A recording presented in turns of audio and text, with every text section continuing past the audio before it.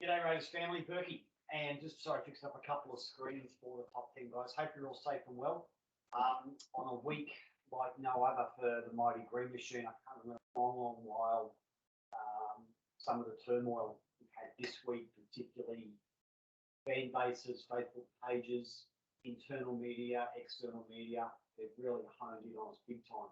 To be honest, I don't think the guys have really, they may have, I don't know, but I don't really think they may have felt some of the viciousness and the happiness in some of the forums.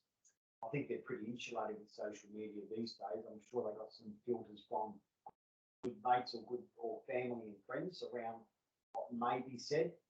Obviously, some unfortunate circumstances around Jared is true, around his social media. That's just totally unwinded of what this club is about.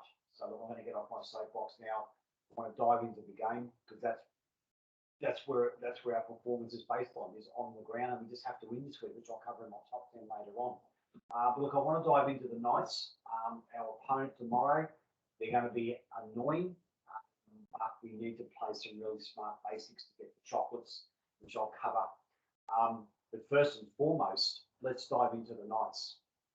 Now, looking at their forward pack, number one, I've gone their bully boy, or Knights bully boys. Most games I've watched of the Knights this year, they've got a big pack. They usually like the bully side, so I don't consider anything different tomorrow. They feel if they can get some ascendancy early with certain sides, it just keeps them in good stead. Just to be around, to be annoying, lucky tries here and there, and so on. The likes of Clemmer, the Saifidi brothers, Frizzell, Barnett, Suazzo, Sue, those types of guys are going to try and bully our pack. They know we're vulnerable. They know we might be a bit mentally scarred at the moment, which I'll cover shortly. So I think they're really like their chances with trying to intimidate us every chance they can get. They're going to be up in our face, a lot of their pack.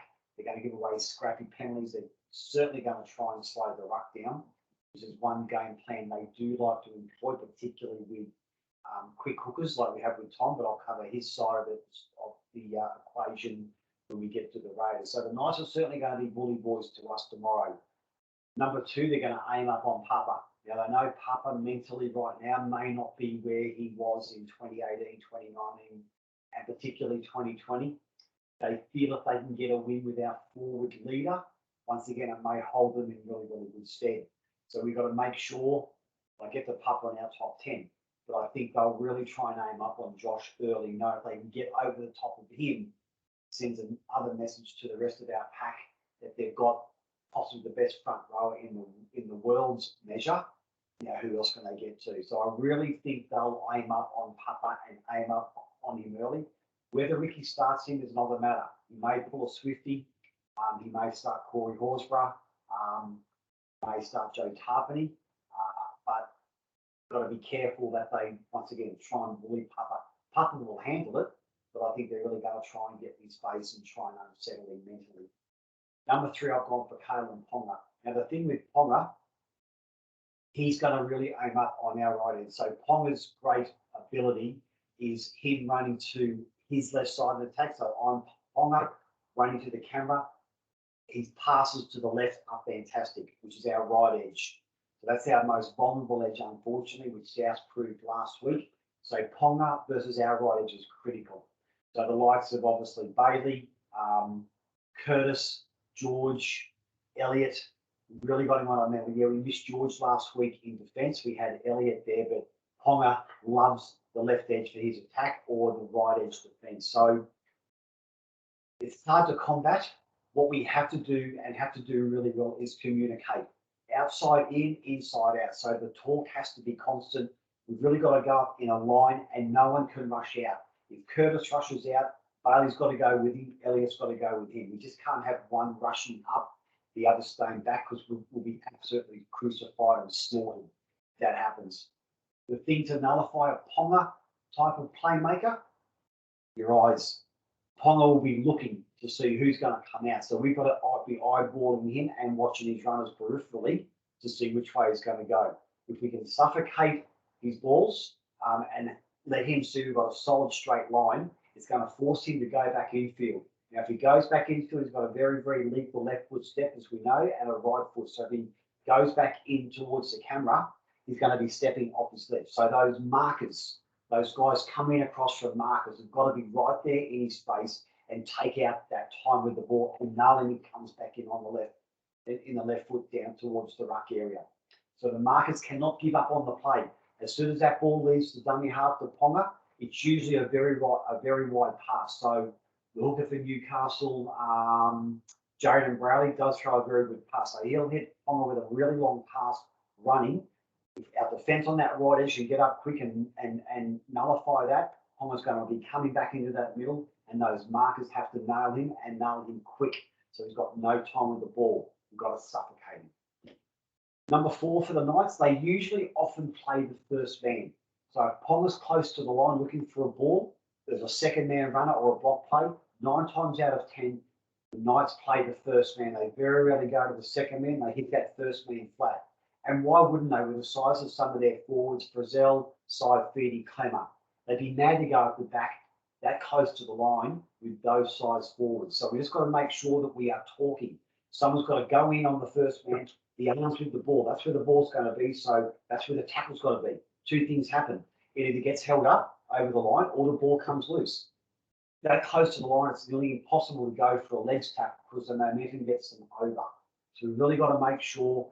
I'm telling you, Newcastle will usually play the first man close to the line to get a try. We've got to wrap that ball up, and they'll usually play a big forward with Frizzells, your Barnetts, and your like. Okay, let's come to us. Number 5, I think we'll all agree with this, is just to get the noise. So as I said at the start, I don't think the players, whilst shattered and hurt and upset with not only their own performances individually, because a lot of this stuff starts with the individual, then resonates out with the team, not vice versa. So the individual's not playing to their potential, it can filter through the team. People can see when, Jordan drops a ball, Curtis misses a tackle, Jack does a kick out on the full. That's an individual thing, but it can resonate through the team pretty quickly. We just have to forget the noise of the last week. These guys haven't forgotten how to play rugby league. They haven't forgotten how to pass, how to tackle, how to communicate, how to step. It's a mental thing.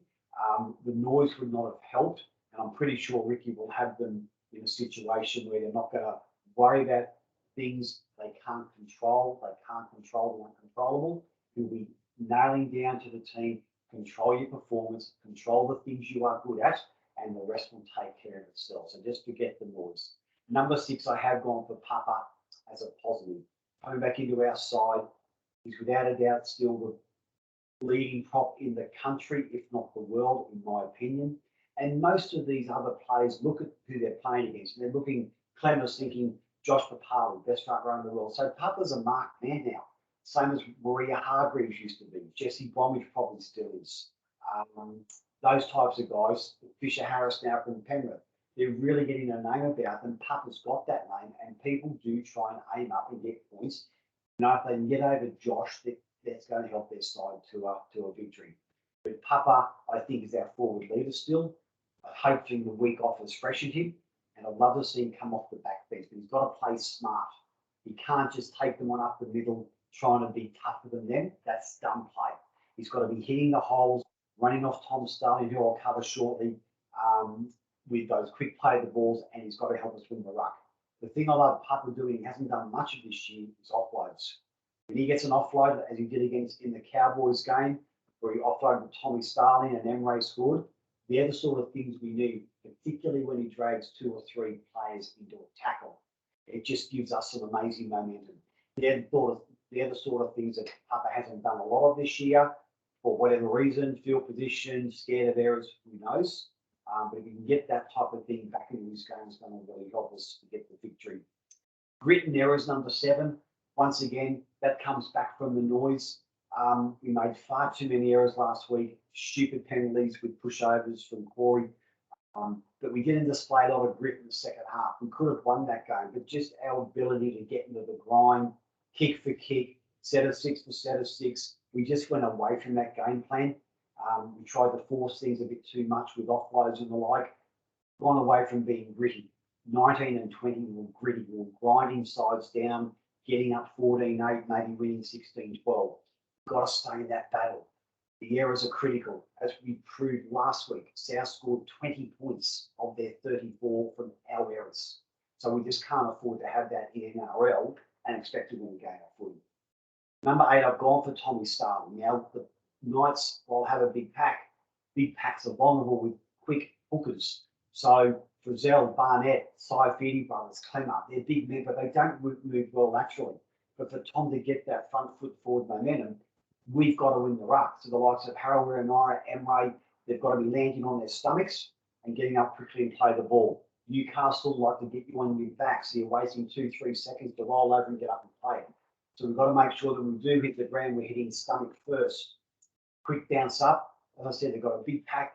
We can help Tom get on that front foot and find runners either way, left or right, with Hudson or Tarpany through the middle from his quick darts. We're going to get over that advantage line, which then gives help to Jack and George, left and right side of the ruck, to take that next play. The bench, so important for us this week.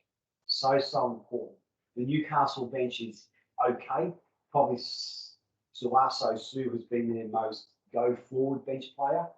Jacob side feeding slightly, but, you know, Havili, Hudson, Young, Horsburgh and Tarpany, top-notch bench. Those guys have got to win that battle. When Ricky gets them on 15, 20, 25 minutes into the game, they've got to be winning that battle of the benches to give us that chance to get the points. Number 10, guys, just win. Just win the game. A W this week, W next week against the Bulldogs. Suddenly we've got a vulnerable Roosters outfit who are losing troops. Sorry, a Storm outfit, beg your pardon, after that. The end of the Roosters before the bye. So, you know, we can get some real momentum from this game, but we just have to get that win. It shuts up the critics. It keeps our fans a bit more happier and just re-engages our players into belief that they can get the job done. So, guys, that's it for my top 10 this week. As always, I love your love on my Twitter handle, YouTube channel, Facebook page, on the Spotify apps as well, guys. So any feedback you've got, love to have a conversation with you guys. Looking forward to tomorrow's game. As always, this is Bourkeys. Bleed green. Out.